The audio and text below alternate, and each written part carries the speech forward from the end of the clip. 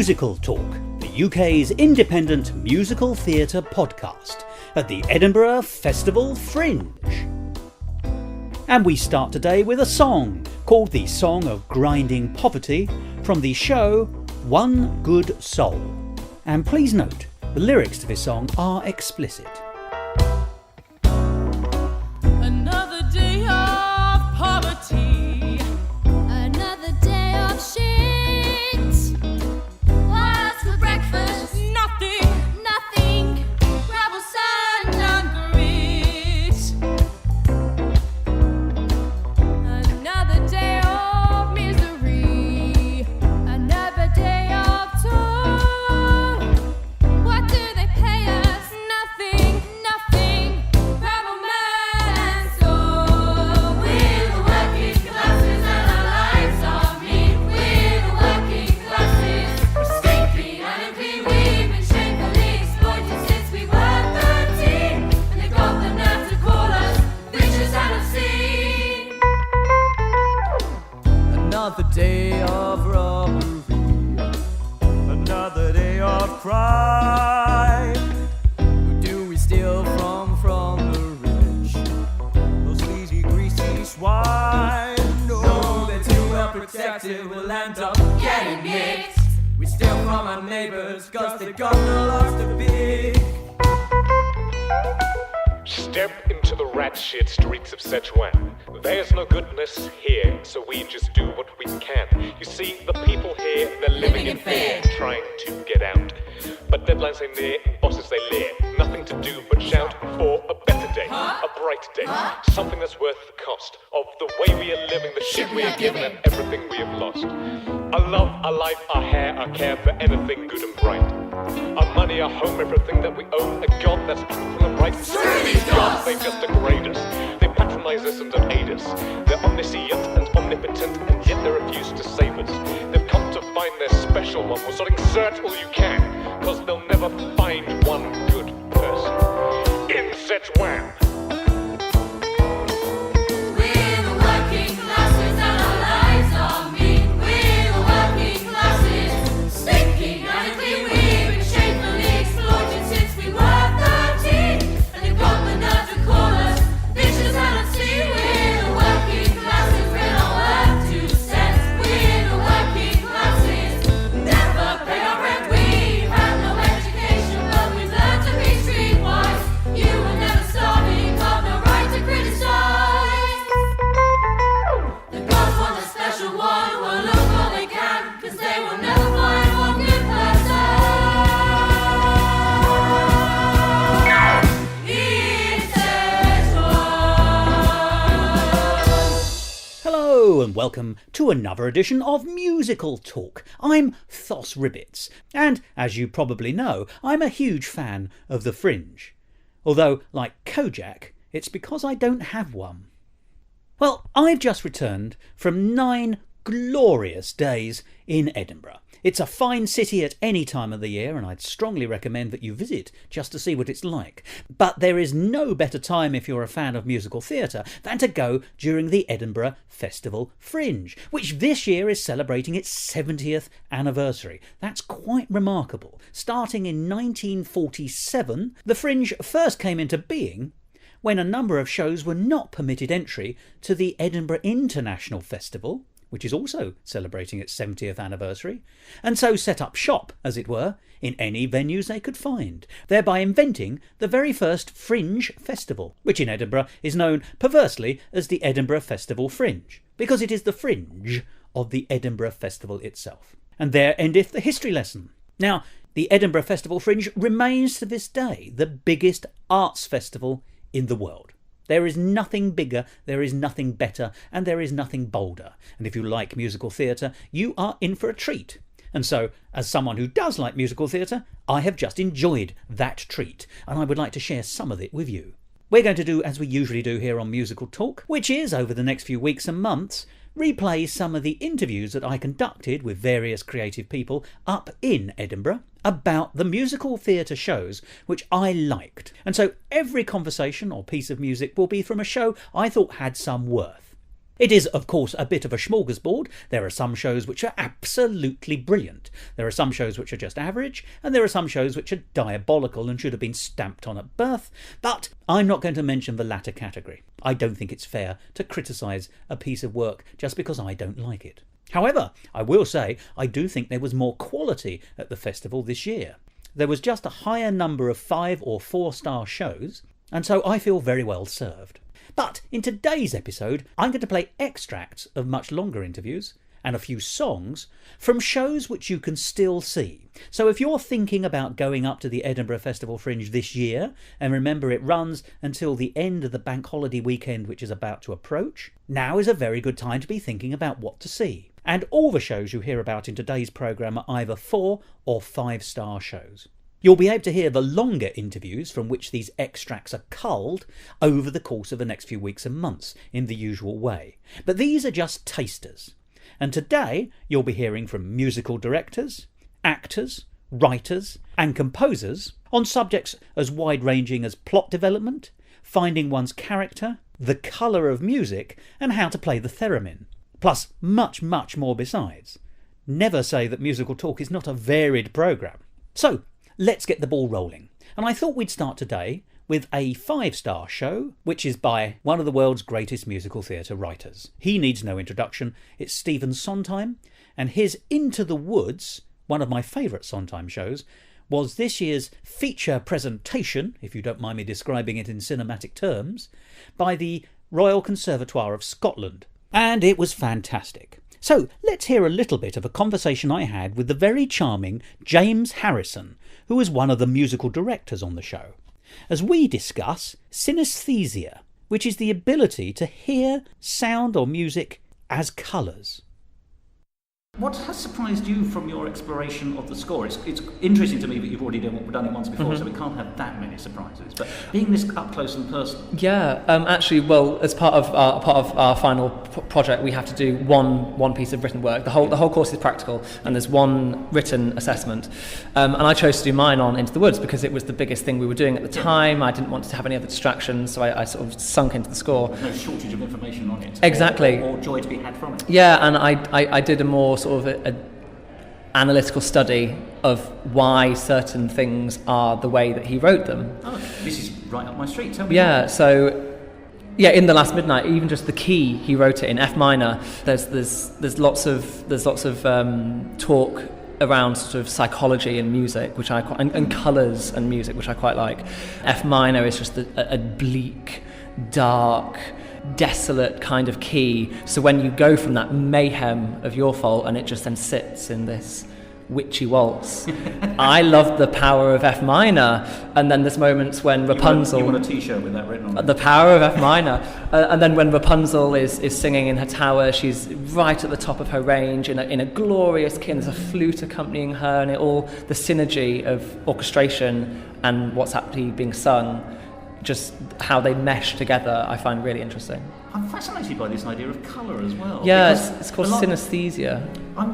This is where you see colours as you hear or yeah, experience music, so I'd like to hear yellow when D major is occurring and greens around F minor because the pastoral kind of qualities they have. It's just sounding natural for you. Yeah, I mean, I wouldn't say I can't close my eyes and see rainbows, but certain keys and certain songs have connotations, and because Woods is so densely orchestrated, there's definitely something to latch onto. It's not just a sort of a 50s rock show. No, gosh. Yeah, there's lots of different colours, which I do like to hear. And it's really lovely when you talk to musicians, you can communicate much clearly what you're intending from them through a colour or a feeling, rather than trying to prescribe words to it, because you can associate so much more emotion with your mind's eye than you can telling them exactly what you want. I do know what you mean by that, because forgive me, I'm at the other end of the scale, because I say lyrics are where I enter the world first. I enjoy the music, but I can't do it, you see. But fun enough, The Last Midnight is one of the very few songs where I do attribute a colour to it. It is a kind of midnight blues, so I've been led there by the lyrics. I'm fully aware of that. Yeah. Historically, and indeed in this production, you have the primary colour of Little Red Riding Hood in her primary red. I know the blue is also a primary colour, but the darker blues, the royal blues, the midnight blues, those blues are fused with darkness and black and subtleties and colours. It was almost violet in some sense. It Yeah. was a shimmering, multi-coloured possibility. Uh-huh. And that seems to me to represent her relative, this is the witch, her relative maturity Yep. compared to the original naivete of Little Red, for example. Mm-hmm. So I can sort of see this idea of colour representing so much more. Yeah. Where are the other colour moments in the piece for you then, if you don't understand? I'm fascinated by your essay. Yeah, so in the additional song, The Our Little World, which I thought would be cut for time, but we managed to get it in, because it goes through so many keys in itself. I found it a really fascinating piece, and I don't think many productions put it in because of time. But it starts in this sort of C major quality, which is just pure and innocent, and everything's fine. And then when the two of them are singing together, we move into A major, which is brighter and redder and warmer and richer. It's the little world they've created in that. Yes, exactly. And then in the final chorus, where they actually agree that the only thing they really have in common is hair, we go into D flat major, which I think is such a rich and interesting key. And there's a lovely quote from a German musician psychologist in the sort of 1800s, mid 1800s, who stated that D flat major is a key only strange creatures sing in, yearning for things you can't have. And it just seems, I mean, whether Stephen Sondheim, I mean, he probably did, he's a very clever man, whether or not there's information out there to support it's at least his footnote, choices. isn't it? Yeah, and then it just ends in this sort of bizarre key, and it's gone from C major, I mean, it's C major, D flat major, the closest on the piano, but so distant in terms of keys, and the ways he just manipulates through keys so deftly, and it's like the hair falling, and it just constantly moving forward. It's lovely. You never finish how you started. It's never cyclical. Nothing's ever repeated, and if it is repeated, it's twisted and altered. That's the thing I always find very interesting as well, once again as a lay listener, that songs I know so well, there's quite often a sort of, I have no better term to describe this, so you'll have to sneer at my ignorance, but what I would call an arranging flourish. Always there for a point, and always there for a reason to generate some feeling. But obviously it doesn't happen on the first one, they're variations, aren't they? Uh-huh. You have what would normally be, if you're taking a very standard idea of a song, you might have a verse, chorus, chorus, back and forth. When you get to the repeated thing, it isn't a repeat, there's so much more to it. Even making me think, why hasn't that gurgle appeared yet? Oh, that gurgle's turning up now. So, Yeah. I mean, I use the word gurgle, by the way, because I'm thinking of the, oh gosh, this is a very different direction, but Three Little Maids from School from the Mikado has, do you know there's the gurgle in it, which I'm told was added not by Sullivan, but by one of a later orchestrator in the 20s, Isidore Godfrey probably, or someone like that, who, and it was considered to be so appropriate, they've kept it ever since. And they've made it official. But it's generally called a gurgle, I'm sorry. I don't think that can be right. But yes, there's so many of those bits and pieces in it. But you said it so much better than I immediately. No song is in fact a repetition in any way. No, even in sort of Agony, the most commercial sounding song is verse, chorus, end, finish, applause. Even been done right. Even in the reprise of that, it starts out the same, but it just goes into when the two of them sing their R's together, it just goes into this, for 2 bars, just this very, very, very strange, and then we suddenly come back into normality. It's so where they're almost flaying themselves emotionally. Yeah, and they're trying to outdo each other, exactly. Good it's just, rivalry. But it comes out of nowhere, yet it's created so beautifully, which is the magic, I think. Well, that was James Harrison, who was a lovely man and who I'd be happy to talk to any day of the week. If you want to go and see Into the Woods, and don't forget it is a professional production, being put on as it is by those graduating from the Royal Conservatoire of Scotland, you can do so. It's on until the 27th of August at the venue known as the Assembly Hall on the Mound, a very grand venue indeed. Now, the next show that you'll hear an extract from is called Stop, a new British musical. And in a minute you'll hear from Annabelle Mutale-Reid, who, with Leo Munby, was one of the creators and also one of the actors, as well as Jack Trinsky, Gemma Lovecock and Owen McNeilis, who formed the rest of the cast of this astounding show.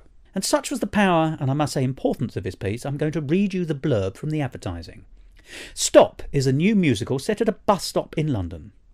In arriving at the bus stop, our 4 characters have set in place dominoes that will eventually lead to their suicides. But the bus stop has other ideas. Through the conversations they strike up, the individuals have to consider what has led them to this point and what decision they are truly making by getting on the bus. You will get to know their musical personalities, their senses of humour, and what they learn from the transient relationships they develop with each other in the liminal space of the mysterious bus stop. But don't go away thinking this was a miserable piece, far from it. It's been supported and endorsed by Claude Michel Schoenberg, who of course wrote Les Miserables, so he's no also-ran. And it's been developed in conjunction with the mental health charity Sane. It is a truly great musical, in my opinion, and it was my great pleasure to see it, and it was my great pleasure to sit down with the 4 actors, one of whom was the writer, to talk about it. So let's hear that conversation now. But I would like to talk about the performances, which of course underpin it. Now, you are one of the performers, and we have 3 of your fellow, the 3 Yes. fellow performers with you. How did you all join the project? And bearing in mind that is, I'm going to use the word again, important, was that in any way daunting to you? Well, we did It's an open question, and you may phone a friend. We auditioned, and these were the best people for the job. But I don't know why you decided to audition. I auditioned initially for the first Oxford run, the first instalment of the show in January. I had met Annabelle at a dinner in Oxford, and we had got chatting about this new musical that she'd written. And It was a dinner and not a bus stop. it was, yeah, exactly. There must have been a bus stop somewhere involved. But yeah, got chatting about this new musical. I think she kind of explained to me the two male characters, and I had a real, well, I really, really loved the concept of the show. I loved each of the characters, and I saw a lot of Lewis in a lot of people that I knew. So I thought it would be a very interesting project to be part of. I'd very much enjoy it, and I thought I could bring a relatively decent performance to the show. I can assure you achieved relative decency and possibly more. So, yeah, thanks very It's an much. excellent performance. Thank you. So that was back in January. We seemed to do all right, and then re-auditioned again for the tour, and was lucky enough to get it again. So, But what made you want to do it? Is it just you saw connections with the character? saw connections with the character. Annabelle and Leo are incredibly talented people. Oh, yes. And that was well known to me before this. And yeah, I thought it was a very, very special show. Great people working with it, so why not give it a go? Didn't expect to get it, but there you go. Well, you're here now. Thanks very much. I suppose I'm the anomaly because I wasn't part of the original January run. There was another girl, Kathy Peacock, playing Chloe. So I had the privilege of seeing the show with a complete fresh pair of eyes, and I was absolutely blown away. It was just so clear how much work and research and love had been put into this show, and it was clear that the people working on it were really just passionate about telling this story and getting the word out. So when I heard about the national tour, I knew I had to audition, and I've just loved the process. It's been wonderful being part of the show. Yeah. Do you find that character in any way a challenge to get hold of? Yeah, I mean, I think Quite high energy. yeah, I think there's parts of Chloe that a lot of students can find in themselves. I think we all know how it feels to be stressed and how I think we all know how it feels to try and put on a brave face and not let others know. You don't want your colleagues to know that you're stressed about stuff. So in some senses, I can recognise a lot of people I know in Chloe, and then others heightening them, I guess. I'm tapping into... I mean, we had such great resources. Annabelle had done so much research into these characters. She talked to a lot of clinical psychologists and people with the illnesses. So it was really useful having her, and we have a couple, like Owen's a medical student, for example, and some of the other people working on the team study psychology. So it was useful having them as well to be able to make sure the characters were accurate representations of the illnesses. Dramaturgs. Yeah. So Dr. Helen Beckworth was my main sort of official Go-to person. and she helped with a lot of the research. But I think the most wonderful thing about this process has been it's been really collaborative as far as the characterisation is concerned. We've had to do something slightly weird, which has been there are certain thought patterns and things which are symptoms of the illnesses.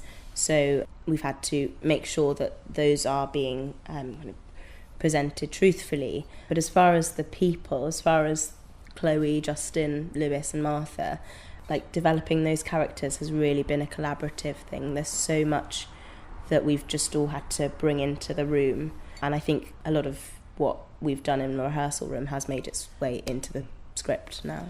Well, you said something interesting there, and I'll come back to that in a minute.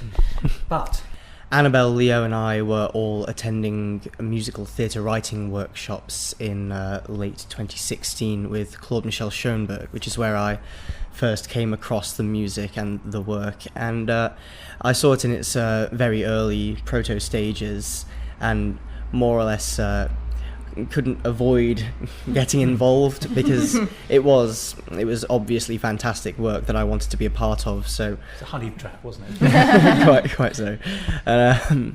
So I auditioned for that first run in January at the BT in Oxford, and it was a fabulous experience. And it is the character of Justin has been a really interesting one to play, and there is definitely a responsibility to represent these illnesses accurately, which is a big responsibility given that we're trying to reduce stigma, but also to make sure that they're not just a collection of symptoms, that these are people. And it's been really interesting researching the illnesses in particular. Agoraphobia of these, I think, is probably one of the least well understood, and certainly I didn't understand it before I came to the role, and it's been eye-opening to be involved and to talk with the charity Sane and attend their workshops and look over Annabelle's research for the roles. Well, you've said something which actually just adds to what you were saying, Annabelle, and this is the question I want to ask. Now, this may sound like a stupid question, so you must tell me if I'm misunderstanding. But I don't know the answer to this. Is there a difference, a dichotomy between the personality and the symptoms? Have you had to add the symptoms to the personality? Did you identify the personality first and then add the symptoms? I'm using the symptoms horribly here. Or are the illnesses part of the people enough to be part of the character? I'm not putting this at all well. Where are they separate and where are they together? And therefore, how can you develop these characters in a way that's holistic? Which is the warts and all aspects of it. I've not put that well, but I'm sure there are much more intelligent people than I and can define a question in that. Well, I think it's something that we've spoken about at length, actually. And the reality is that when we're thinking about the sort of beliefs and the behaviours that are associated with each of the illnesses, obviously those were and the perceptions, presumably. Yeah, well, the perception's the thing that we wanted to challenge, yes. And so in the first time we meet all of the characters, we see Chloe, who is in a hypomanic episode, being, annoying and chatting too much and speaking too yes, and there's a line in the show about low inhibitions, and she definitely has sort of irritatingly low inhibitions, and Lewis comes across as very bullshy and overly into his appearance and self-regarding. Yeah, so we did actually want to kind of build up these stereotypes and then kind of break them down a little bit. Yeah. But as far as the line between the symptoms and the personality is concerned, we basically wanted to play characters with these illnesses as opposed to showcasing some symptoms. So the research was really helpful because if you talk to real people, there are obviously things that are common to people's experiences when they have a specific illness, but also there's a lot of different ways to be a person. There's a lot of different ways to be somebody with panic disorder. So trying to just, in a strange sense, it's the difference between describing someone as, for example, a schizophrenic or someone with schizophrenia.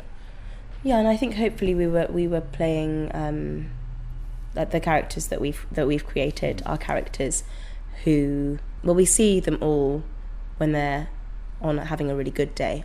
So we see them all when they are at the real crisis moment of their mental illness. Yeah. So we see them having a really bad day, which is one of the titles of one of the songs, and we also see them when they are getting better. And I think because we know what happens to them when they have a good day, that informed a lot of them being real people to us. And there we are. That was Stop the Musical. And that was this year's Musical Talk Pick of the Fringe. So if you see no other musical show in Edinburgh this year, do try and see that one. It is also going on further beyond the Edinburgh Fringe this year, so do go online and see if it's coming to a town or city near you. It's well worth catching. But if you are hoping to see it in Edinburgh, you can until the 28th of August at the venue known as C South, which is in Lutton Place. Well, time for a song, I think. So, in a minute, you'll hear a short extract of the interview I conducted with Lawrence T. Stannard, the very talented composer and musical director of the show One Good Soul. But before that, we'll hear a song called What Does It Matter What Love Costs? From that very impressive score.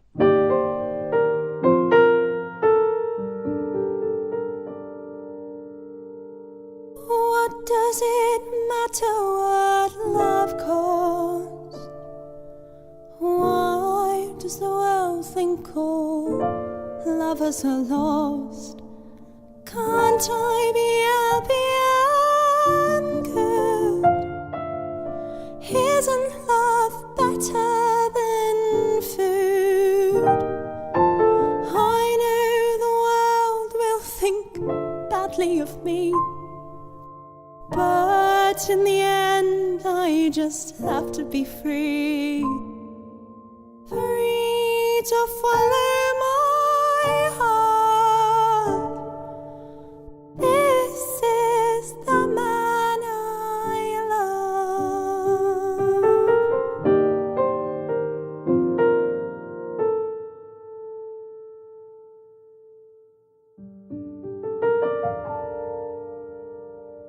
Yeah, so I am Lawrence T. Stannard, and I'm the musical director and composer for One Good Soul, which is a show that we have done for 2 weeks at the Forest Theatre, the Greenside.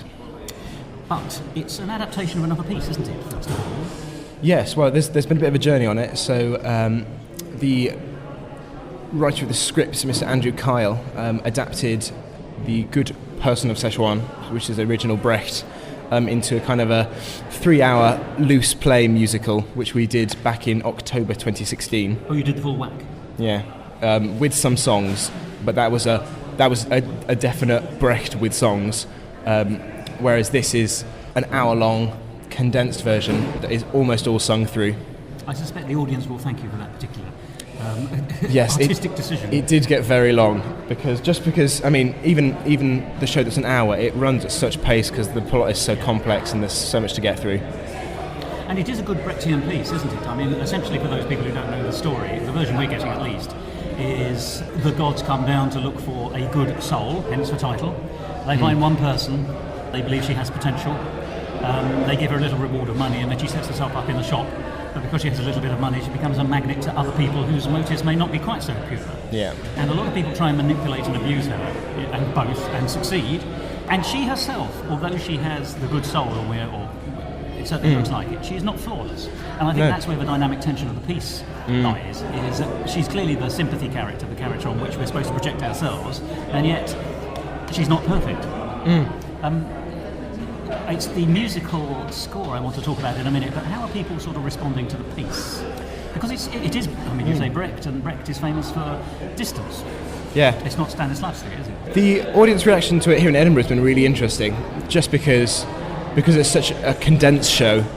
Everything happens so fast, and you, rather than in the original musical where you come to Shantae and you have story interweaved with kind of a bit from the gods and a bit from the narrator. In this, everything happens ridiculously fast, and you to kind of get the allegory of what's happening to Shantae, but still get the moral message through at the end. We kind of end up shouting down the audience with the message at the end, and some people like that, some people love that, and some people don't. We had a reviewer from Festmag, and a little bit from Broadway Baby. They liked us, but they said they thought it was a bit bizarre how we used lively, catchy tunes to portray dark, serious messages, and I thought that's I think let us get on to the score then, because I think in many ways the score is the glory of the piece, and this is a compliment for you.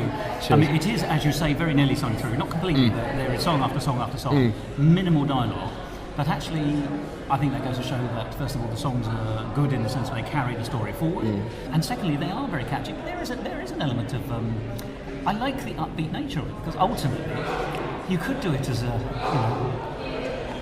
angst, Sturm, or the miserable things in life, and how many people would enjoy that? I think, but also it is ultimately, it's got an ambiguous message. But that's not to say that it's not, the journey is optimistic. Can you find the one good soul? They think they found the one good soul. Can you prove yourself to be that good soul? Yeah. I think an ultimately optimistic score is quite the right way forward.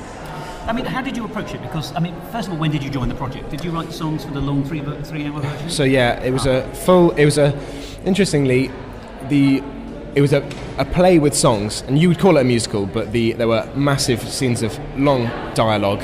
So I joined in... Yeah, well, a 3-hour musical would be a bit of a slog as well. Yeah, definitely. It was very long. I joined in July when I got talking to Mr. Andrew Kyle, who... So this is a year ago, essentially. Yeah, and we started... He showed me what he'd been working on, and I said I'd love to write a few songs, and it started off there as a few songs, and it got bigger, and it was a full musical. So the 3-hour musical was long, but there were massive scenes of dialogue. So to cut it down, we cut out reprises and repeats, but I ended up writing 4 new songs for the for the hour-long thing, just to try and tell it as much as we can through song. And I think that if you're listening to something for an hour, you can't all be angsty. You want people to enjoy it, and more like there are definite dissonant moments. There are songs that are enjoyable to listen to, but aren't kind of, I think you're underselling yourself in a way, because the songs aren't all the same by any means. I actually like the variety of the piece. I mean, there's a very cohesive tone, which I suspect is because it's all composed by you. Yeah. But I also very much enjoy the different songs. It's not, you're not underbedding lyrics. It's not an hour of music supporting words. They are distinct songs in distinct fields. And they come and they finish, and then you're into something else. Sometimes they dovetail into from one of them. There's a number, I can't describe its genre properly, but it feels like a music hall number. Yeah. And then there's at least one sort of much more upbeat number where you actually start the song by going 3, 4. Yeah. To give the tempo to your band. Part of the way it plays from my perspective is that my role on stage as the musician and kind of... This is a performing role, isn't it? Yes. You're not just the assistant. You're not just the music director leading on keyboards. You actually have dialogue. Minimal, but there it is. Yeah, and it is that kind of narrator, and that's why I like that it's not word supported by music, but I'm not telling the story, but it's like there are characters on stage who are trying to express it, and me saying that. So sometimes I'm quietly playing away as people are on stage, and sometimes, we finish a quiet scene and I yell 3, 4 and into the next number, and I sing along, or I do a little bit of a side to the audience. I mean, I think that kind of variety. I mean, there's that upbeat rock song. It starts with a kind of semi-sleazy swing number, and everyone likes a bit of semi-sleaze. Semi-sleaze is fabulous. You have the gods come down, and there's the classic, grand entrance as it would be for gods. Befitting. And that's the word. Befitting is the word. Befitting. Yes. And I think, if it didn't all come from me, I would be worried that it's a bit too different. But I think that keeps it lively. And the reason I was so confused by the reviewer who thought it was a bit bizarre how we played negative issues or negative characters with upbeat songs. I mean, you can go to Disney movies and find forever villains and villainous things. The best, they've got. The devil has the best tune. Yeah, exactly. It's been observed. Yeah. But also, even bad people don't necessarily recognise themselves as bad. They are playing to their own agenda. But presumably, the achievement of that agenda is a positive thing for them. So it's very difficult to identify someone who is speech marks bad and who does it because they are bad people. Yes.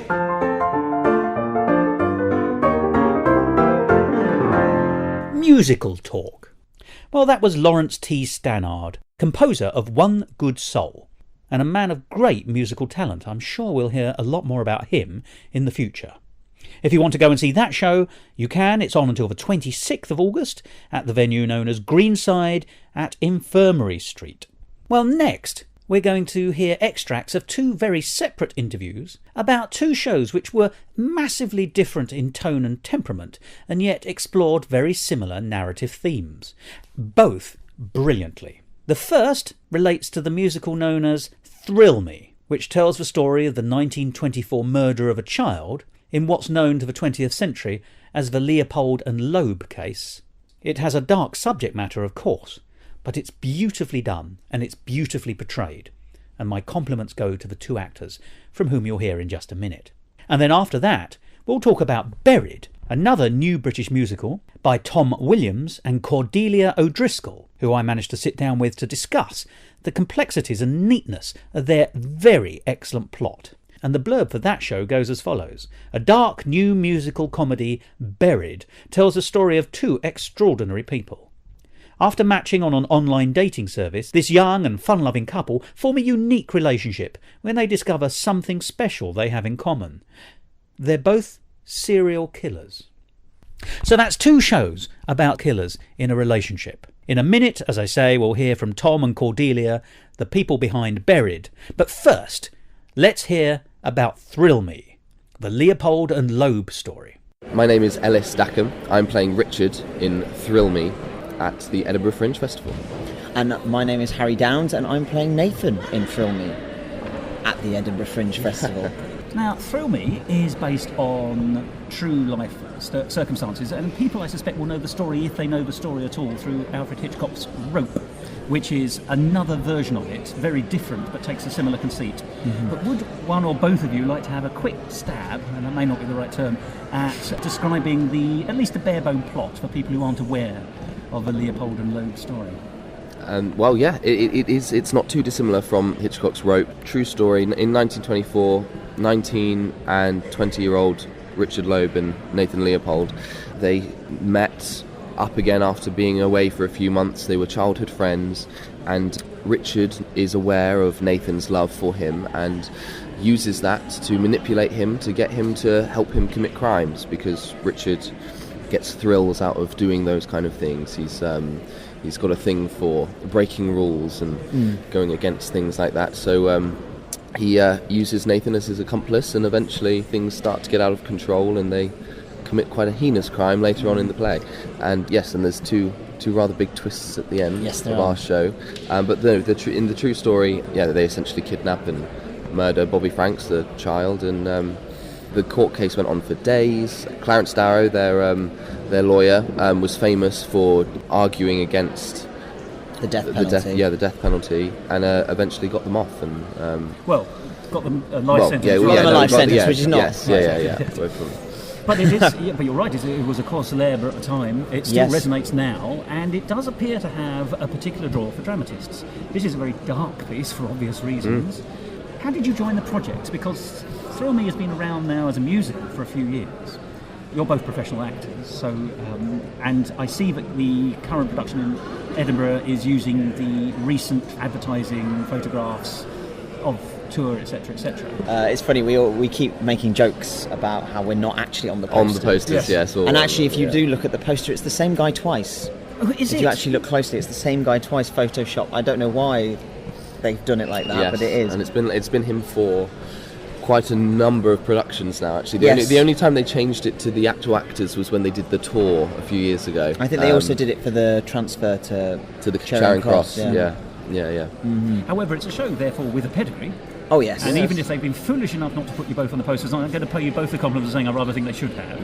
It is such a dark piece. So what do you think the attraction is of such a horrible, grisly story being turned into dramatic aspect? I mean, it's a very successful piece, so it can be done, and Rope shows it can be done in more than one way, but why this story more than others? I don't know about you. I think it's because it's a true story, for starters. Yeah, definitely. People are interested to see how that must have come about. The music is written in such a way that it really sort of develops the story very quickly, and it heightens everything. So it's very on the edge of your seat stuff, and if you do it right, so hopefully that's what we're doing. Yep. Let me tell you, yes, that has happened. You should really, because there's no interval either, it's straight through, be gripped from start to finish. And I think that's what makes it successful. There's no break, there's no stop. You from the word go, that's it. You meet these two guys, there's something weird about them. Why do they interact like that? Why is that Richard being so mean to Nathan? You're enticed in straight away from the beginning, and then it is compelling, isn't it? Yes, and then the music just pushes that forward, and then eventually, before you know it, you hit 60 and then there's no turning back, and then Yeah. you think how, and the massive scene in the middle where they do kidnap Bobby Franks and murder him, it does happen right in the middle of the show, and you think, okay, well, if that's where they've put the death, what's going to happen comes next? next? There must be something else. So it's I think that's what it is. Yeah. It does feed the audience tidbits all the way through. Yeah, it does. Yes, It little draws us in. feeders. little yeah. bits. And I also think that what's important about it is that I find that you end up focusing a little less on the murder and more on the relationship between the two characters, Absolutely. because everyone goes in knowing that they're going to do this, and so there's no big sort of reveal when it comes to the murder. But I think a lot of all of the setup, and because it's a two-hander, you can't help but get involved in their relationship. And we said from the start when we were rehearsing it that we would try to make it as little about the murder as much as you can in a show that is entirely about a murder. Of course, yeah. But more about the two characters and how they play off one another. Yeah. How did you get to be you, Mr. Shepherd, if I may quote a different musical? Merrily We Roll Along. But it's the story of how do you get to the ending which you've already seen. Yes, no, exactly. Yeah, exactly. Or you already know, yes. But what's also great about it is that there's those couple of twists at the end that the audience doesn't see coming, which they is don't. nice. Yeah, good. I'm glad that you say that. I know it was a proper reveal, as it were, if I may say. I want to talk a little bit more, because the reason I want to talk about the context of the piece and the piece itself, its dramatic pull, is because obviously I then want to explore how you are exploring your characters themselves and into each other's relationship. Yeah. Because that is the core of the piece. I mean, you two own the stage. You're on the stage particularly you, if I may say, Nathan. The Nathan character is on all the time. But, it is your piece. Everything else is incidental to that relationship. It is focused on the relationship. Even the lighting highlights the nature of the two of you. I mean, forgive me, in the scene where Robert is enticing Bobby Franks into the car, we don't see Bobby. Bobby's a character we don't see as a physical actor. It starts off with two splendid headlamps and a bit of smoke machine, but the lighting then comes down, and so all you can see is the lighting from the headlamps diffusing itself through the smoke, and the lighting is changed subtly, so it's the Richard character standing in front of a wall of smoke with light behind him. So it moves from a scene you can recognise as being something into just being Richard. That's really very clever lighting, clever direction, but of course it's absolutely what the thing is about. It's about, in this case, just Richard there, but also Richard and Nathan throughout the whole piece, etc., etc. Do you think it's something to do with the fact that as a society, and Western society I'm talking about here, is fascinated by social transgression, because there's so much social transgression in this for 1924. We live in more enlightened times now, but it is, at least from Nathan's side, a gay relationship or a gay love. Then there is the murder, which is still the most socially transgressive, if I can describe it so blandly. Then there is actually, forgive me, the Nietzsche philosophy of Superman. There's a lot of, which is on the whole discredited because of Nazism and many other reasons, but there's a whole bunch of not very pleasant things in the mix. There really are. I'm not saying for 1 second, by the way, that being gay is unpleasant. I'm just saying that in 1924, socially transgressive, and for so many years of the 20th century. That would have seen as being a bit off. So you've got these odd mixes, pulls, and yet it's absolutely compelling. How is it that we can find that? And how then does that inform your performances? That's a big old question, by the way. So you can have a good old chew on that together and apart. Well, from my point of view, researching Nietzsche for Richard, I found that very useful, because you could really understand why someone like Richard would have been so, drawn to that way of thinking, because he had a terrible childhood. It was almost ruined. He may as well not have had one. From one of the richest families in Chicago, never saw his parents, was sexually abused by his nanny from a very young age. So it almost makes sense that he was kind of the way he was. And then discovering Nietzsche, being told that, if you're clever enough and smart enough, you can be above everyone else. Of course that's going to appeal to someone in a position like that. It is a philosophical honey trap in a yes, sense, isn't very it? much Kind so. of It really is. And I really started to empathise with him, and I thought, wow, Richard, I feel sorry for you. I totally understand where you're coming from, and I think, which is not to condone it, is it? And people don't always make that difference. Yes, but they should. There's a difference between empathising and sympathising. Yes, and so I think looking at it from that point of view, it just allows those aspects to grow. And then, as we were saying earlier on, the lighter aspect of the play, focusing on their relationship and what two people can do together, and that differentiation between fantasy and reality. You know, let's plan. It's all about the plan for Richard. Everything's let's plan this. We'll plan this. I'm in control. We're in control. It's anticipation. And then suddenly, before you know it, it just goes that step too far, and you can't take that back. You can't change that. And I think that's where a lot of the momentum for the piece comes from. The whole idea of anyone can plan something. Us three here having this interview could plan a murder if we wanted to. I'm only doing it. We're not going to. We're not going to, and we wouldn't. Your Honour. Yes, we're not going to. But it's just that whole. How capable are human beings? And I think that's a fascinating thing that this piece of theatre, uncovers. Just how far would one go for someone who you're in love with, and that's what I find fascinating about Nathan's character, is that he's so obsessed with Richard that even though he's coming up with these ridiculous ideas, he thinks, well, you're enjoying it, so let's just go with it, and then before you know it goes way too far. There you go. Hey, song lyrics and everything.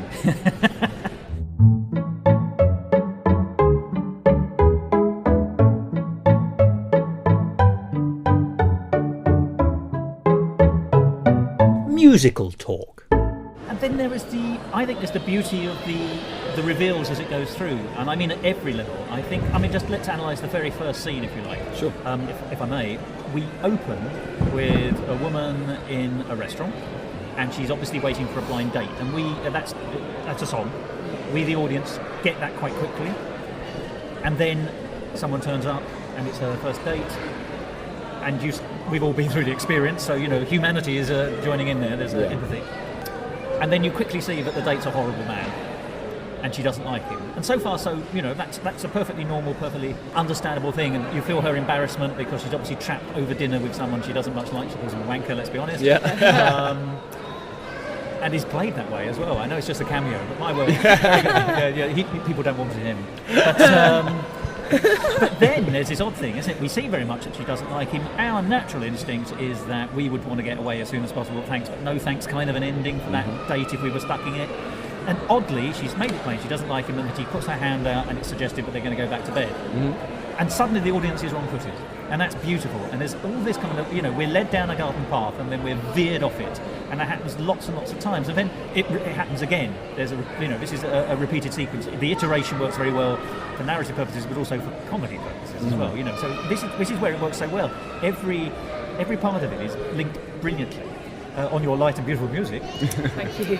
And so that opening song alone and how it ends, which reveals so much about principal characters, opens up that world bit by bit. And I suspect if I were to write the story down in dramatic points as far as I could see it, it would be a lovely, neat progression of very clever left-right tacking to keep us on our toes. It's not a simple narrative in that sense, or it is at one level, and that's the beauty of it. It's simple, accessible, and yet it's so clever. It's so back and forth and witty and smart. I'm not selling this even well enough, but that's how I saw it. I was delighted by its simple complexity, if I may be offering you that. Thank you very much.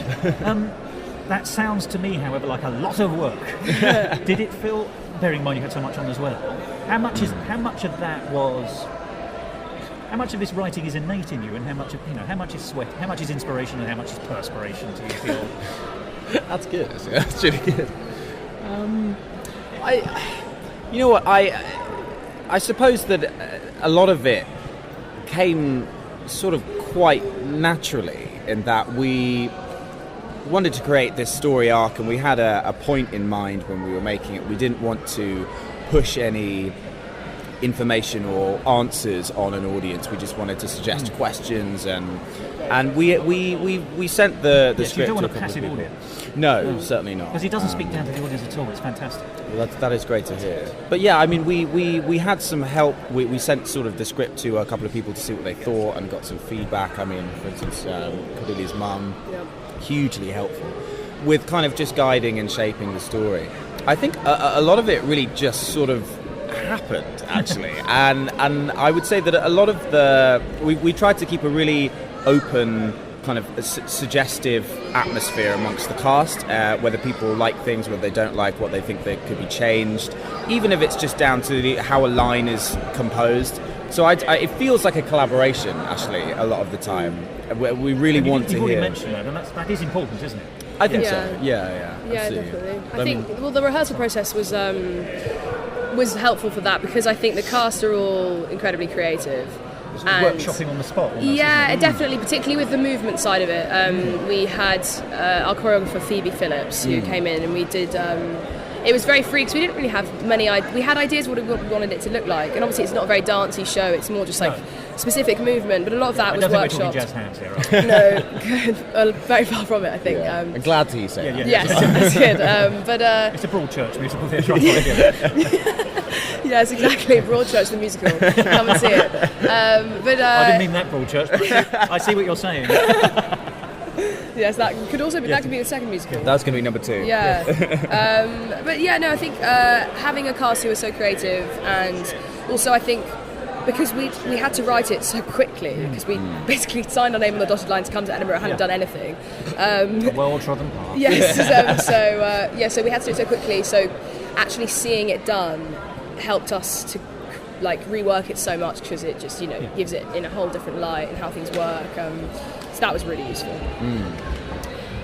So there's collaboration, there's the tidy up. When did you think you had it exactly as you wanted it?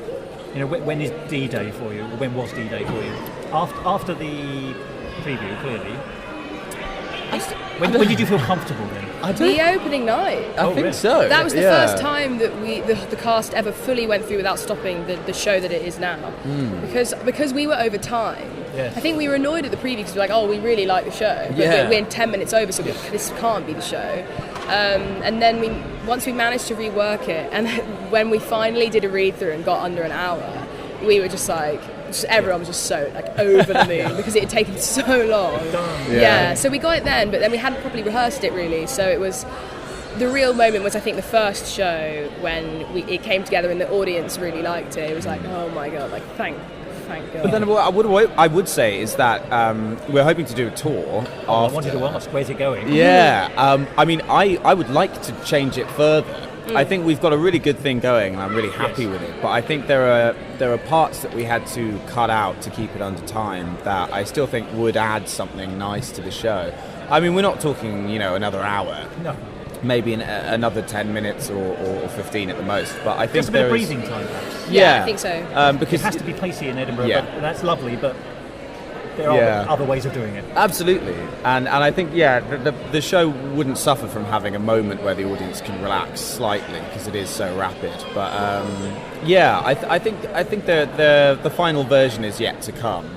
But we're really pleased with this one, to be fair. Well, there we have it. You've just heard Cordelia O'Driscoll and Tom Williams talking about Buried, and before that, the two actors who brought Thrill Me to life so well. And it's an odd thing, though both stories touch on the most grisly and horrible of subject matters, all four of those people were absolutely lovely. And I can't wait for you to hear the full interviews that I conducted with them over the next few weeks. If you want to see Thrill Me, you can. It's on until the 27th of August, and it's on at the venue known as C2, that's T-O-O, which is by St Columba's by the Castle. And in the very self-same venue, in fact it's the show on before Thrill Me, you can see Buried, so that's at C2 as well, and that runs until the 28th of August. Well, it's time to welcome back an old friend of Musical Talk, because the next show we're going to be talking about is called The Encyclopedia of Science, written and presented by the always excellent John Hinton. He is an amazing one-man show performer, and he's done it again this year. So first we're going to hear a song from his, what can only really be described as a science revue, R-E-V-U-E, which is called A is for Atom. And then we'll have a short extract of the interview I conducted with John in possibly the loudest, least appropriate room in Edinburgh this summer. But I'm sure you'll enjoy it. Atom, from the Greek words a, meaning not, and temnein, to cut, because it was thought that atoms were unbreakable and utterly unshakable. No part of them was takeable, their oneness unmistakable. But now we know they're breakable, and we do it quite a lot. An astronaut has trillions of atoms, and that's just in a single strand of armpit hair. So hold on to your noses and let us see what happens if we take a trip in there. A-T-O-M, impossible to count 'cause there's so many of them. A-T-O-M-I-C, so small that they are totally impossible to see. So let's dive down to the depths of the atom. It's a world so wild that it's difficult to fathom. The tiny things whizzing round the outside are electrons, 5 or 6 femtometers wide. A simple fact that you've got to embrace is that most of an atom is empty space. If an atom was as big as Westminster Cathedral, the nucleus would be a baby bee busy buzzing in the middle. A-T-O-M, impossible to count 'cause there's so many of them. A-T-O-M-I-C, so small that they are totally impossible to see. Now back to the B. That B is made of hadrons, which are protons, or neutrons, which are held together with the help of gluons. Now we're getting quite advanced for the brightest sparks, but hadrons actually consist of quarks. And of what sort of things do those quarks comprise? Well, if you can tell us that, you win the Nobel Prize. A-T-O-M, even air is literally swarming with them. A-T-O-M-G, I can't believe that there are also many, many trillions of those things in me.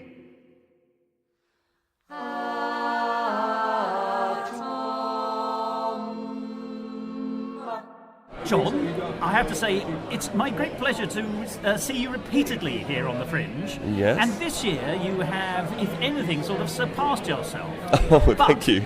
I think it's for you to tell us what your new show is and how it differs. Because up to now you've mined a very successful scene of dead scientists and historians and people of note in the past. That's right. And this time you're really taking their work in a slightly different way, but I don't want to preempt you. I am, explain sure. what you're doing. Absolutely. Okay, so, looking at the previous shows first, I've been doing a trilogy of shows about Charles Darwin, Albert Einstein, and Marie Curie.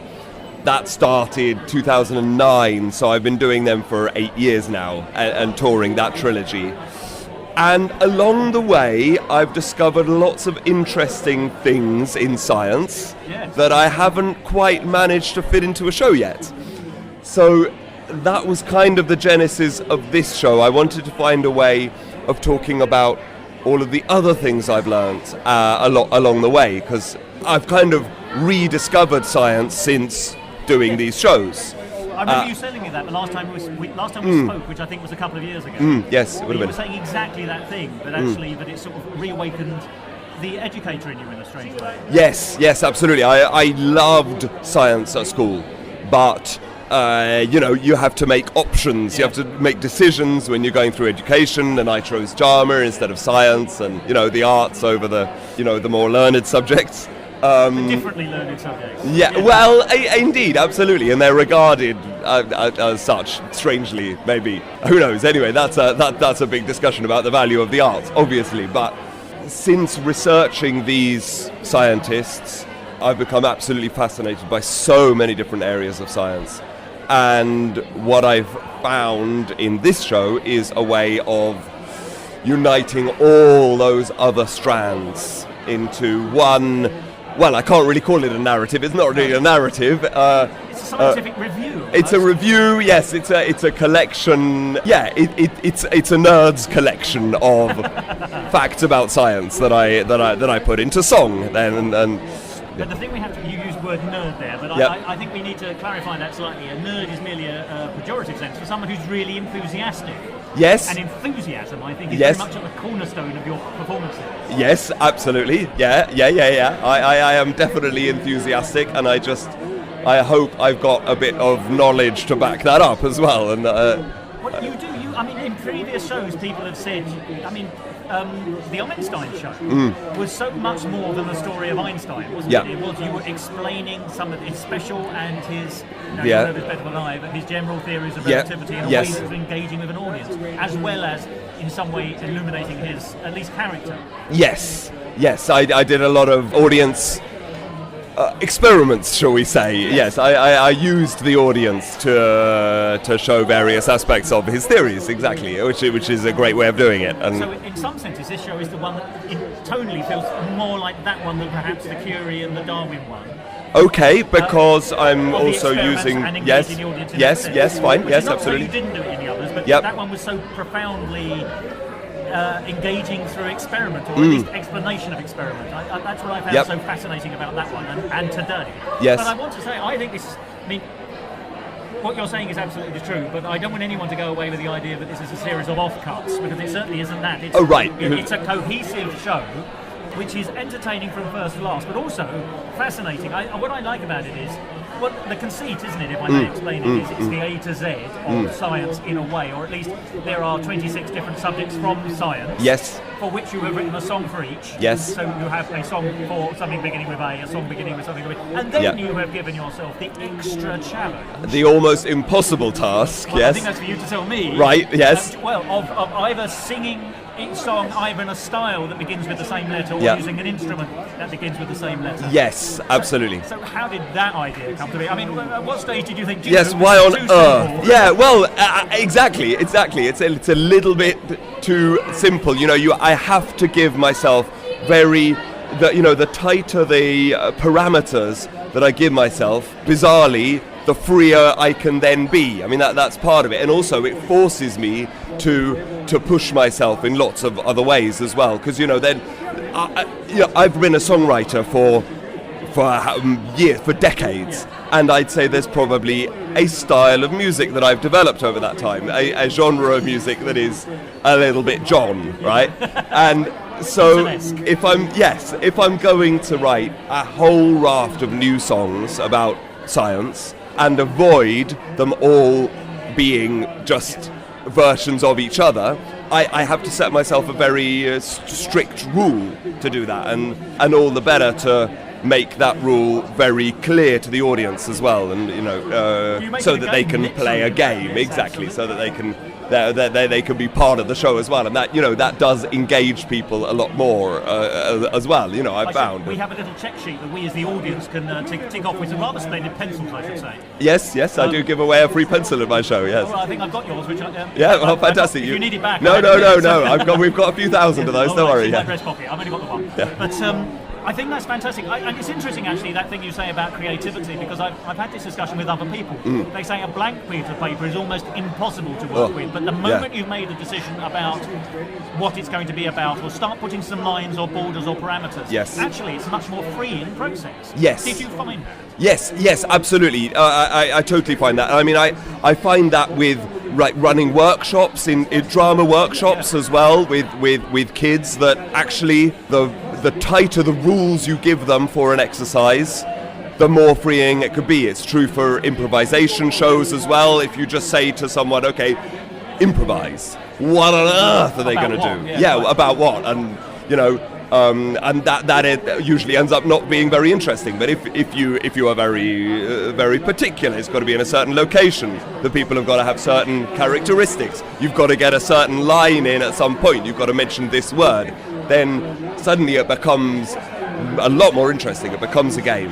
It's funny because that really ties in with the Fringe. There are so many improvisation shows, and over the years I've seen so many improvised musicals. And that thing at the beginning where the performers ask you to name exactly the things you said, a location, a genre, whatever it is, seems like they're making it more complicated for themselves, but the reality is in fact that you are giving them what they need to respond to. So in fact they are making it easier. It's a trick of the trade. Totally. The most advanced form of improvisation is where you give them just a title at the beginning, which of course does happen up here. There are companies who do exactly that, Baby Wants Candy and so on. You give them just a title and they run with it. They make a musical just on that title. Whoa.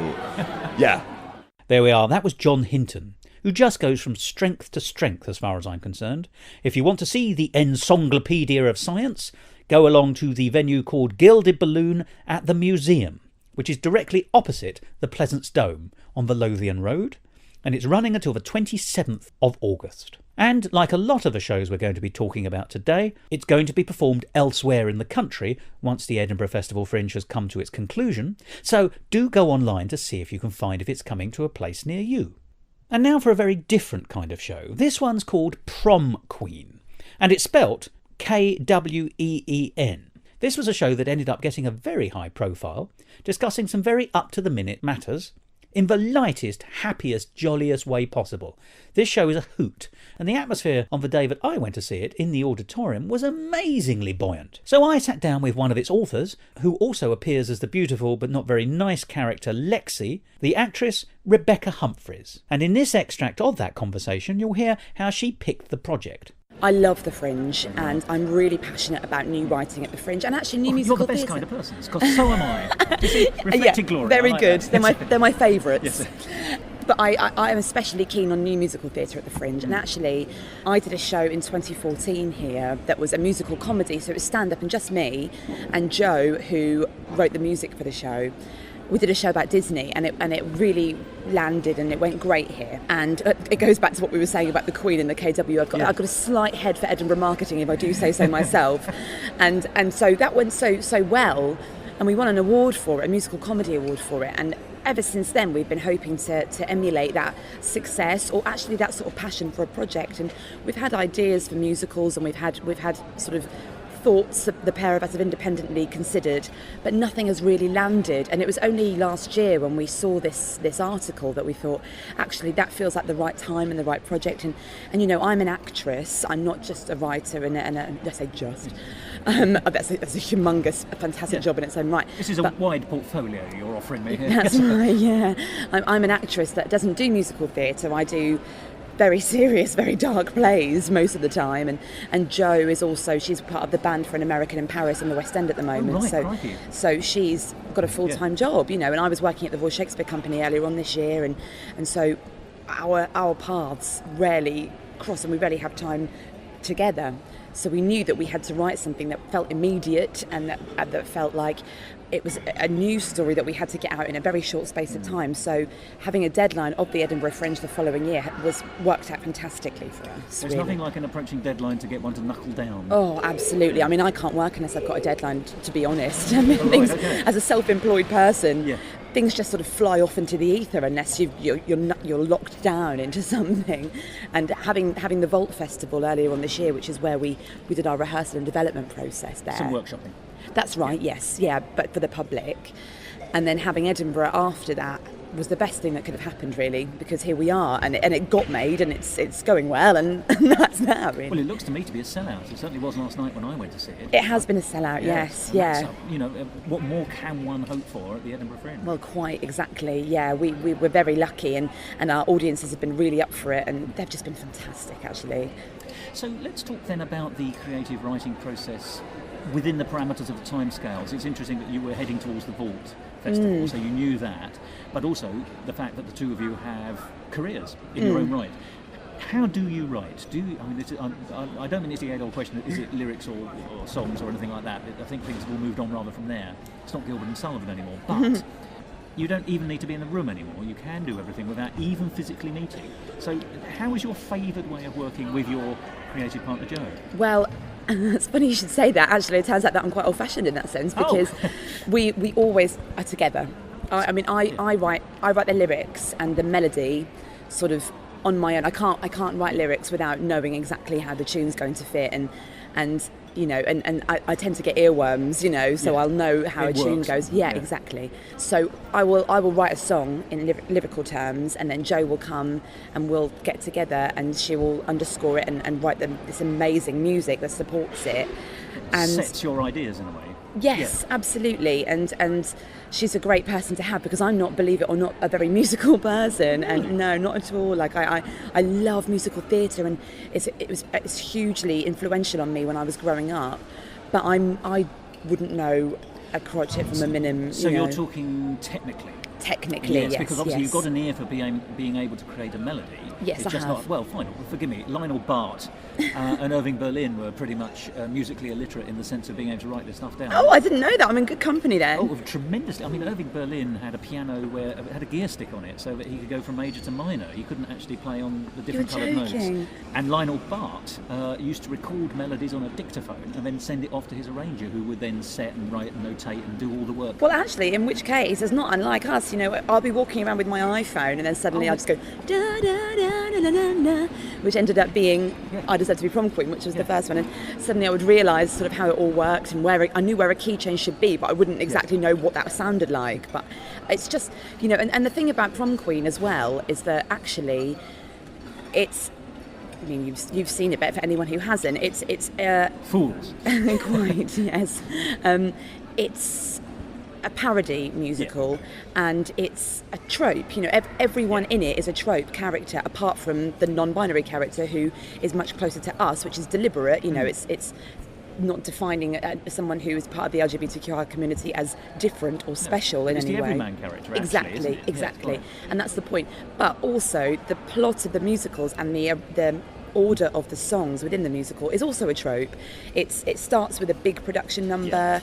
The sort of slow finding yourself moment is in exactly the right place, and the You Can't Stop the Beat Hairspray is deliberately there, and all of them are. They all follow a certain arc. So actually, that was quite freeing and liberating in a way. We knew exactly what kind of song had to happen where, and we just followed that.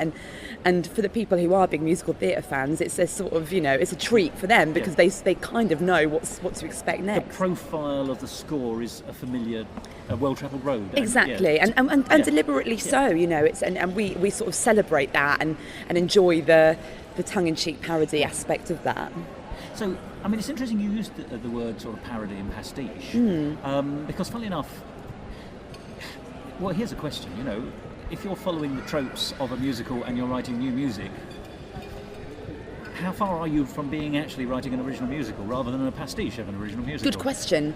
I think that what we've tried to do is inject the musical with enough of its own personality to get away from just having written a pastiche and a parody. And also we love this musical. Like we love High School Musicals, and I love coming of age movies, and so it's more an homage, I suppose, as opposed to like a total parody. And also, we wanted to write a musical that had a protagonist at its core that perhaps would be overlooked in a traditional musical theatre, or indeed a High School movie sense. A lot of high school movies, for example, will have a gay or a lesbian character, but as the best friend, or like someone who will tag along and be in a few token scenes or something like that. But we wanted to go, no, this they're not gay or lesbian, but this LGBTQI community character is now the protagonist, and that's fine. And it's not anything that we particularly flag up in any sense. It's just that just so happens to be there. And I think by doing that, we've gone, this is a parody, but what we're doing is actually highlighting something at the same time.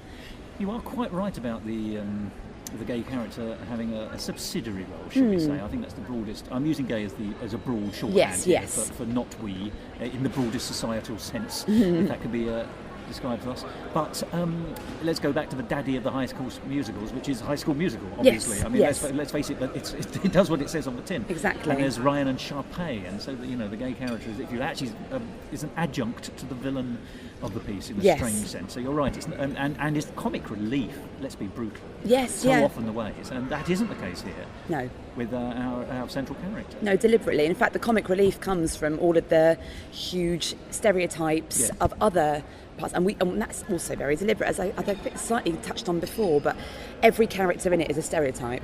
There's the bitchy mean girl. That's Lexi. Who's beautiful but unpleasant. Yeah, quite. And yes. she's played by you. That's right. You yes. are beautiful, but you are pleasant. Thank you very much. I imagine. But I'm awful. No, don't say that. But so Lexi is a stereotype of what it is to be a teenage girl growing up with all of those cultural influences at the moment, which pressures. Yes, exactly, which we reference during the show. There's Binky, who is the typical best friend, who's a sort of geek character, nerdy character at the school. I think of her as sort of Marcy from Peanuts. Peppermint Patty's sort of best mate kind of thing. She is like that. Yeah. That's right.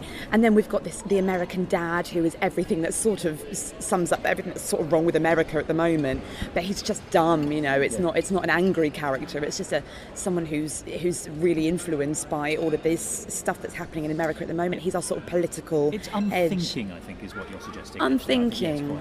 And so all of these characters... he does have a journey in his own way. He does. At least, or a surprise is revealed, at least. Yes, so, I mean, that's just sort of the fun of theatre, really. Although there's a lovely fourth wall-breaking moment that acknowledges the surprise. So Yes, it's a joke upon a joke, which is all very clever, I think. Yeah. And then finally, there's Trey, who is the sort of just jock, who doesn't really have anything to say for himself. But when he does, he's not allowed. Yeah, exactly. Yeah.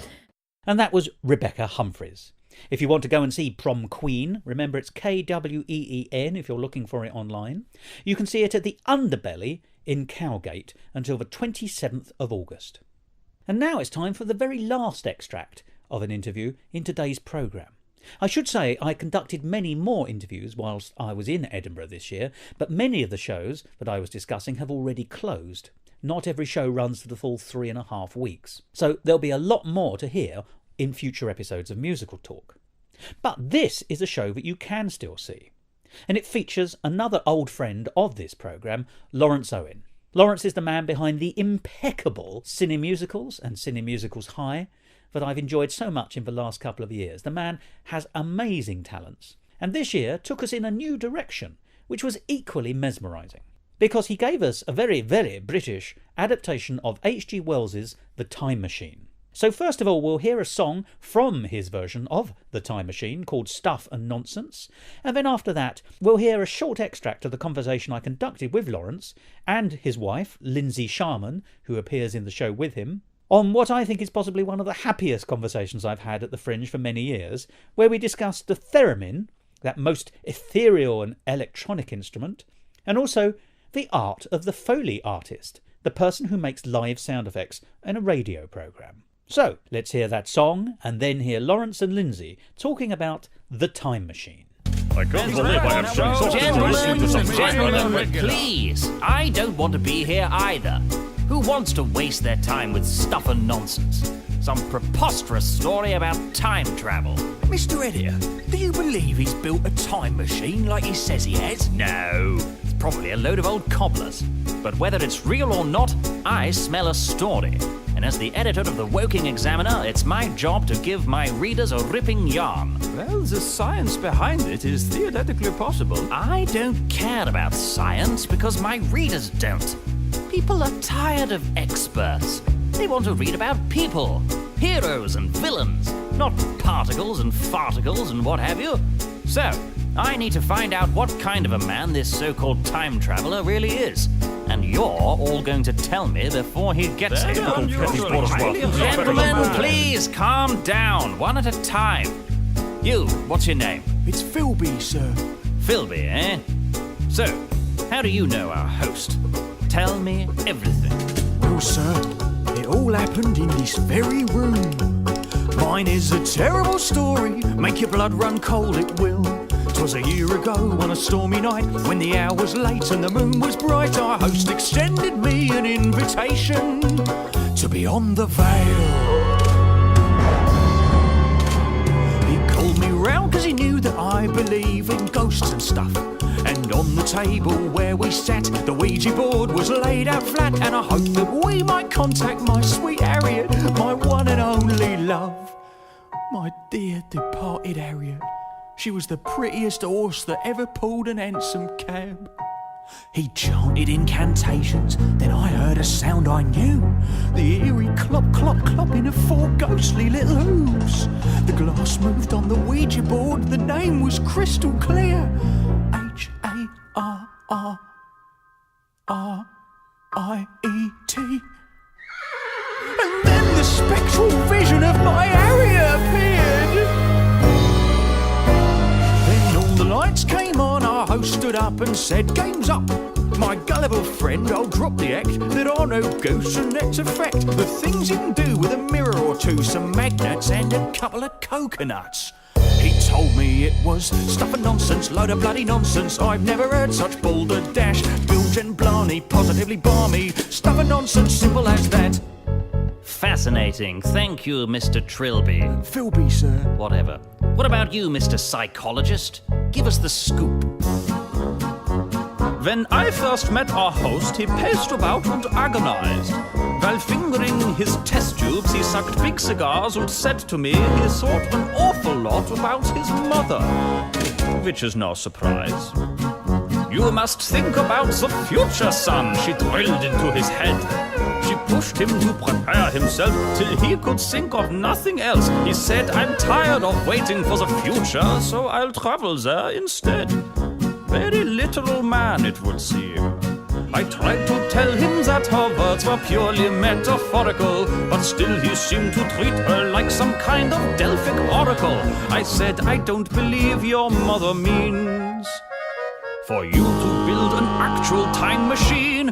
But he said that was stuff and nonsense, lot of bloody nonsense. I've never heard such balderdash. Bilge und Plane, positively balmy. Stuff and nonsense, simple as that. Wonderful. I'm really starting to get a picture of the man. What about you, Mr. Communist? What do you think? I will tell you what I think. If he has built a time machine, then I will eat my hat. His motives are quite clear to me, for he is petty bourgeoisie. He wants to use this fiction to take power from the proletariat. He'll say that in the future all the markets will be free. He'll say the left will go berserk, that communism will not work. He wants to keep means of production in the hands of bourgeoisie elite.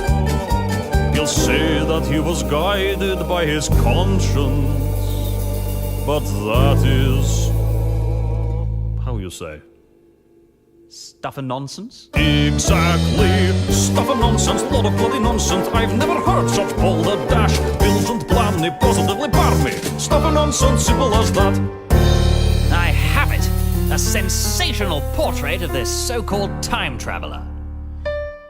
He's a cruel and evil, most deceitful man who likes to frighten people, health professionals, uncovered weird obsessions with his mother, mercenary and avaricious, highly queer and quite suspicious, practicer of mischief most obscene. And he says he's built a time machine. Now let us talk about I'm going to say the elephant in the room, only because we've not discussed it, but it's not an elephant, although it is fantastic. Don't call me that. I was thinking the other side of the stage, I must say. The Theremin. I must say, this seems to be the year of Theremin, because I will tell you there's at least one other show offering Theremin fun. There's two other shows. There's two other shows, I believe. We were actually included on a list published by The Skinny of shows with Theremins in them. Fantastic. That's an exclusive list. Well, I know one of them is the Encyclopedia of Science. Right. Oh, maybe there's four. Never. There's the one. Oh, what is it? Because there's one the East End Cabaret, a very good cabaret duo, and Victor Victoria from that duo is involved with a show that has a theremin in it. And but it's by the chap who was in what band is it? He was in Faith No More. Oh yeah. Right. Yeah. I think. And he's written something. Oh, Sasquatch. Is that what it's called? Oh, Sasquatch, the opera or musical? Yeah, that's got a theremin. I think that's the one. Or really? Yeah. Well, once again, for creepy purposes, I imagine. I would imagine so. It plugs an audience straight in. In fact, I could hear it as I was walking up the corridor to get into the room. There was theremin howlings. I don't know if that's the appropriate term. It is, I think. But there it was. And I thought, you immediately think Journey into Space or something like that. Yeah, it's the go-to sound for that 1950s sci-fi. So it's all Bernard Herrmann. Some people think you're miming it, though, don't they? Yeah. Some people don't believe it's plugged in. When we did the show on the extra show that we did in the bigger room in the Voodoo Rooms, at the end, a couple of chaps went up onto the stage and sort of looked at it and was sort of going, "Yeah, I think it is real. I think it's kind of." But the idea of miming it to a track, it'd be so hard to mime to a track. But the look of concentration on your face as you're doing it, I think, is the proof that you're clearly studying it. It is hard, yeah. I take it you hadn't played one previously. I had not played a theremin before about March this year. And I bought it and on the day I got it, spent about 6 hours trying to break the back of it. And then... Theremining? Yeah, theremin. Well, apparently they're called thereminists. Oh, are they really? Yeah, because I have a Lydia Kavina instructional DVD, which came with my... Fantastic! I didn't know that. It came with the theremin. Yeah. Thereminien, yeah, yeah. But yeah, so I blitzed it on the first day I got it, and then I practiced for about half an hour a day for a few months and that kind of broke the back of it. And I did another show in London that involved the theremin. I know you've moved house recently. Is that why? To fit more obscure electronic instruments in. Yeah. And to not disturb the neighbours. He's on the theremin again. Go and knock on the door, Mavis. Yeah. We have a cat who's not a big fan. She hates the theremin. Although it's quite funny to wave her in front of the theremin. Well, I suppose you get double house. Yeah, she can play the thing. But yeah, it's good fun. I really enjoy playing it. It's surprisingly... It's difficult because it involves a lot of accuracy, but it's kind of weirdly intuitive. You know exactly how to play it as soon as you pick it up. I think it's weirdly intuitive for you, but I've had a bash and it's not. Right. Well, this leads me on to the next thing, because not only do we have a theremin, which is used effectively for sound effects, there is a very small diversion in the piece where George, our narrator, appears to be wooing his producer to a theremin by sort of... It's a very odd kind of representation of that scene. I think is it Ghost? Ghost. Yes. Where he's behind you as producer and you are theremining as best you can. Yes. And then you've got. Forgive me. How shall I put this? As that comes to a sort of slightly awkward, abrupt ending, then there's that sense that you can't quite get away from it, and it sort of makes raspberry noises, shall we say. Yeah. For whatever word, it farts a bit. Yes. So, we wanted to put as much theremin in as possible, basically. And also the comedic value of a theremin was obvious. It's good that it freaks out whenever you go near it. That's why I love it. You're coming. Yeah. I love that about the instrument. I love that it's so primitive, the design, that the only way to mute it is to put the wire on top of the loop that controls the volume, and then that's it. And the romantic element, we actually wanted it there for when we expand the show a bit more, don't we? So we want there to be a certain tragedy in the fact that he himself is a time traveller and he's going to have to leave the 1950s and leave poor radio poor producer. Old Carrie. A brief relationship. Yeah. And then we've got the Foley artistry. For people who don't know what that is, that's live sound effects during a drama, which mostly end up on your lap. In some cases physically. But the thing I like about, first of all, the Foley effects are very funny. There's a lot of vegetables are harmed in this. There's a lot of vegetable abuse in this show. The celery is snapped in half, and a cabbage is beat to death with a meat tenderizer, and things I haven't seen on the stage but love. It turns out. But actually, the thing I thought was most interesting was we're sort of in a way programmed. We've seen the kind of thing before. We're all programmed or hardwired to find Foley artistry amusing because it's the incongruity of what's being used against the sound effect it's supposed to create. And when you can see it, when you hear it on the radio, you don't think anything of it if they're still using Foley. But when you see it, you can see that juxtaposition, and it's funny. However, and no one ever stops to think, well, hang on a minute, how do you two, as the creative pair behind it, come up with the right things to make the right noises, which also have the comic value? How did you think ripping celery in half and beating the living daylights out of a greengrocer's front stall would give you the effects you wanted? Because also there's stroking a bag or a Hessian bag. There are things which do make the right sounds and would work perfectly if I was only listening to it in audio. But you had to find them. Yeah, so some of that is established Foley noises. So something like the celery, that's used on a regular basis. Well, because we did we did some research into Foley. I am a sound designer as well, so I have some experience of this before, this sort of thing. But there's a kind of there's a sort of list of known hacks. Of things that make noises that are good for other. Like famously, if you get some chimes, orchestral chimes, and lie them on their side, and get a little miniature bottle, like a vodka bottle or a whiskey bottle, and sort of smash the bottle into the chimes, it sounds exactly like breaking glass. That's how you do a smash window. Oh yeah, and the a hot water bottle. Yeah. So if you bend it in half and then scrape it along a surface, then it sounds like tyres screeching to a halt. So we almost used it for the time machine, sort of scraping to a halt. It's uncanny. When you hear it, you realise how but that would have required the microphone. I'd have had to have gotten on the floor and done it, and the microphone would have had to have been right in there. You need a wooden table as well. And you also want the advantage of being able to see it. Actually, the challenge with this, not so much finding the sound effects themselves, was to find which sound effects can we do on a tiny scale. Because if you go and actually watch a Foley artist in the studio, they've got enormous bits of sheet metal and pools of water. Of meat and things as well. It's quite a bizarre thing to watch. Yeah, like beating up the Morlocks. I mean, ideally you would have a side of beef and not be laying into it. That's traditionally how it's done. You wouldn't want that on the 30th day of the Fringe, would you? Exactly. Particularly when we have had a few days of hot weather. So we had to, whereas lettuces are normally used for skulls being bashed in, things like that, aren't they? In fact, the old snapping a celery It's more often bone splintering than really? in our show it's breaking a bit of wood off a which balustrade. works just as well, I think. Yeah, it does. Although sometimes if I get the celery too fat, I've been struggling with it on stage and trying to rip it in half. Yeah. It's taken a good 10 seconds. We've had of to going, add another line about it was an extremely sturdy bit of wood. Yeah. It did require some effort to. Yeah. And did the audience pick up that that's because you were Yeah, having celery Yeah, truffles? yeah. Although there is a weird tension while they're going, is she going to be able to do it? Yeah.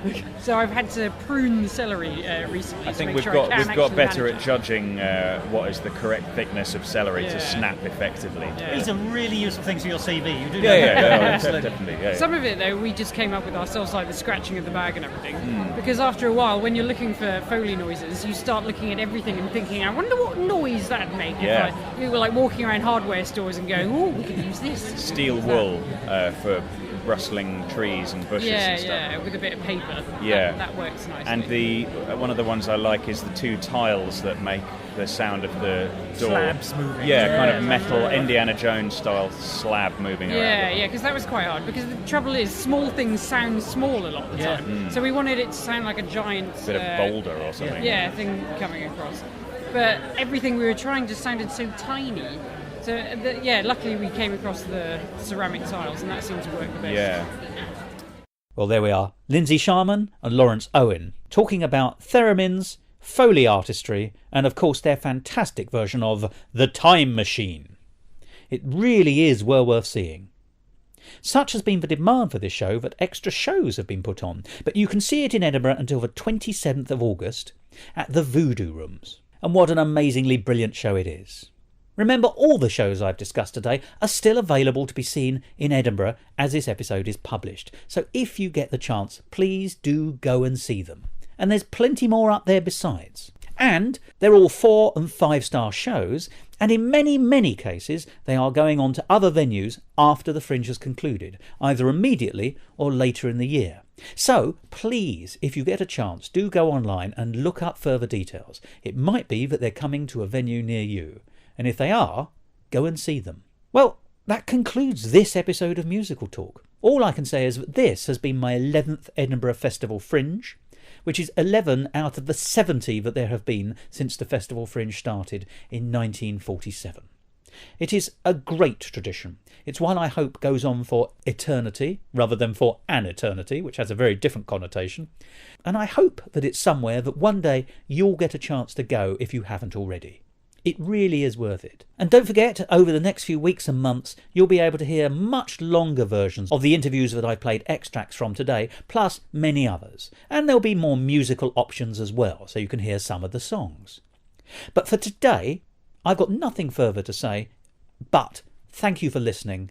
Do enjoy these shows if you get the chance, and do tune in again to a future episode of Musical Talk over the next few weeks and months to hear more about the world's greatest arts festival. And to play us out today, we'll finish with a second song from John Hinton's marvellous The Encyclopedia of Science. And this is the Relativity Rap. And if you want to do the hand movements, be my guest. Goodbye. Now, the theory of relativity is a theory of time and space. Well, of space-time. Right, we are going to need a fat baseline. Oh, das ist sehr fat. Okay, is everybody ready to learn about the relativity, yeah?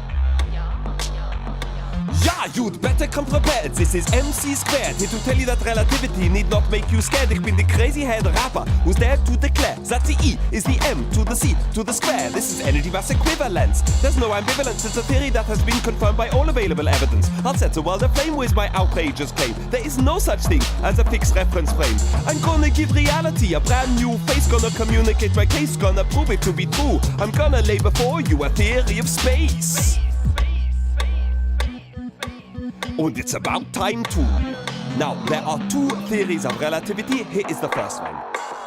This special theory of relativity states that what's true for you might not be true for me. I'm laying down the law and I'm making it rhyme. The speed at which you're traveling affects both space and time. Let's give two twins identical clocks and send one off into space while the other dances socks. And on the day the spacefaring twin has returned, one quick examination of their clocks will confirm that the traveling twin is younger than the one who stayed at home. Time is not set in stone. Okay, now there are some hand gestures for you to join with. Here we go. Give me E equals m to the c squared. Give me E equals mc squared. Everybody now. E equals m to the c squared. Give me E equals mc squared. Okay, the general theory of relativity explains what's really going on with gravity. Though Newton would be mad at me, it's not the force at all. It's the warping of space-time that causes things to fall. If you do the necessary calculations, you'll observe mass causes space to curve. Okay, hand gestures again. Everybody, here we go. Give me E equals m to the c squared. Give me E equals mc squared. Everybody now. E equals m to the c squared. Give me E equals mc squared. Faux Schnitzel. E equals m to the c squared. Give me E equals mc squared. Two final times. E equals m to the c squared. Give me E equals m c squared. Yeah. This episode of Musical Talk edited and presented by Thos Ribbits. Copyright Musical Talk 2017, except for the songs where the copyright remains with the original creators. And my thanks go to each and every one of them for allowing me to play their marvellous songs in this episode. To find out more about the world of Musical Talk and listen to past episodes, go along to our website www.musicaltalk.co.uk or subscribe to us on iTunes and follow us on Facebook, Instagram and Twitter. And if you want to follow me on Twitter, you can at Musical Talk Thos.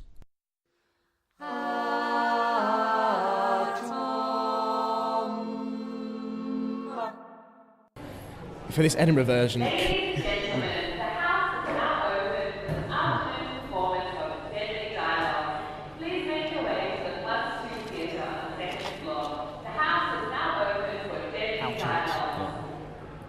This is real life, you know. Proves we're here. Yes. You were saying. So, where shall I go from?